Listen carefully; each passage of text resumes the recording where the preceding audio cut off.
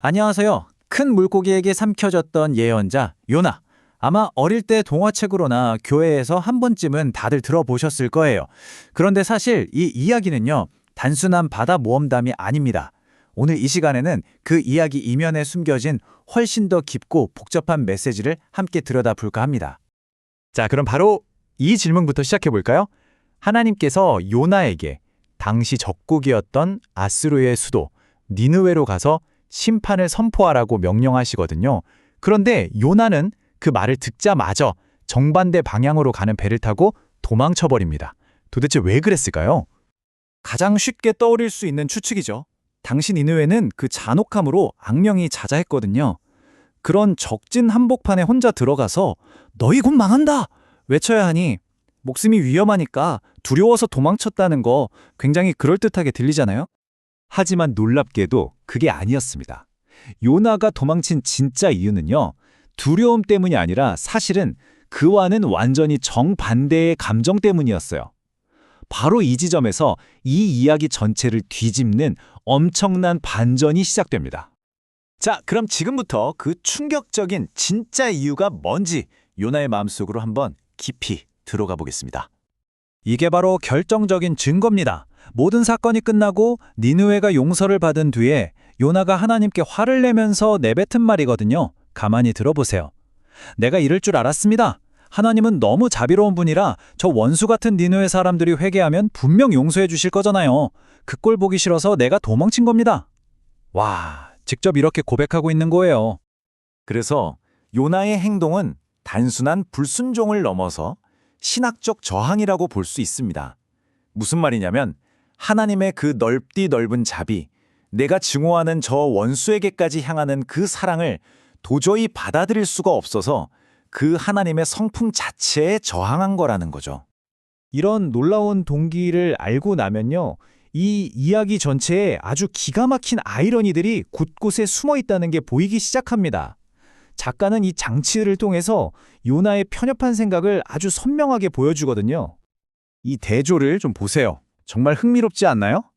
하나님의 예언자라는 요나는 폭풍이 몰아치는데 배 밑창에서 잠이나 자고 있어요. 그런데 하나님을 모른다는 이방인 선원들은 어때요?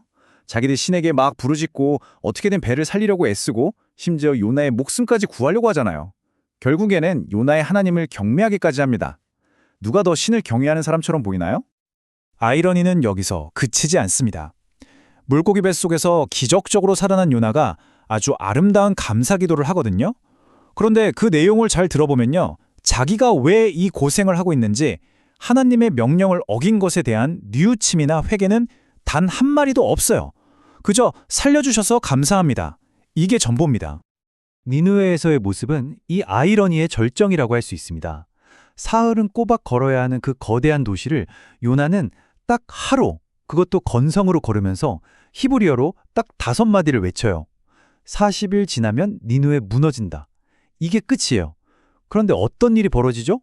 왕부터 시작해서 모든 백성, 심지어 짐승까지 죄를 뒤집어 쓰고 금식하면서 온 도시가 완전히 회개합니다.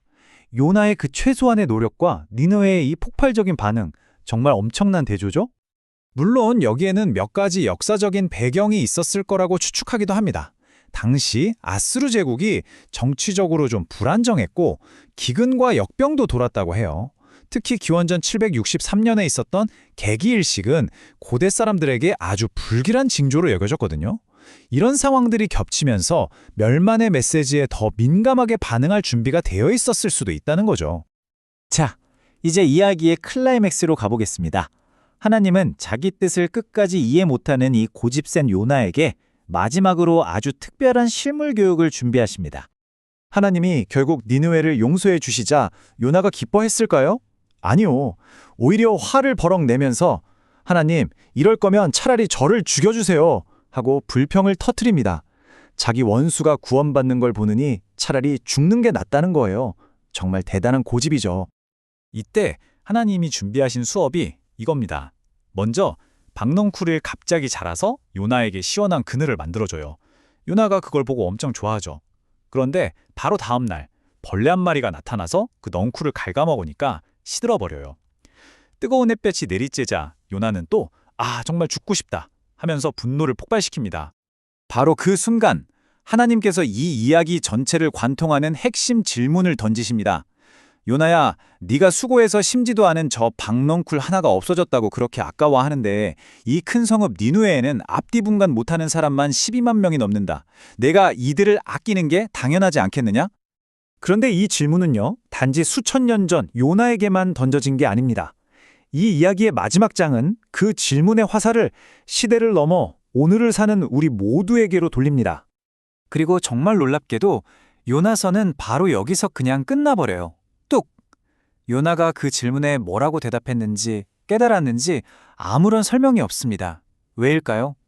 그 대답은 이 책을 읽는 바로 우리 각자가 해야 할 몫으로 남겨둔 것이기 때문입니다.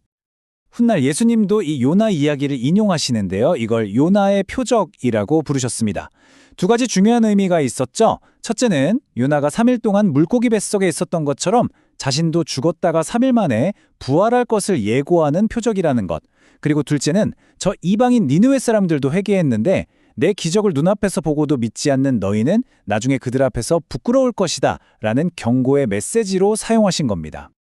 결국 요나서는 우리에게 이 마지막 질문을 던지며 끝을 맺습니다. 당신의 마음속 자비와 긍휼은 어디까지입니까? 내 편, 내 가족, 나와 생각이 같은 사람들, 당신이 정해놓은 그 선 안에서만 작동하나요? 아니면 당신이 도저히 용서할 수 없다고 생각하는 바로 그 원수에게까지 흘러갈 수 있습니까? 이 오래된 이야기가 오늘을 사는 우리에게 정말 묵직한 질문을 던지고 있습니다.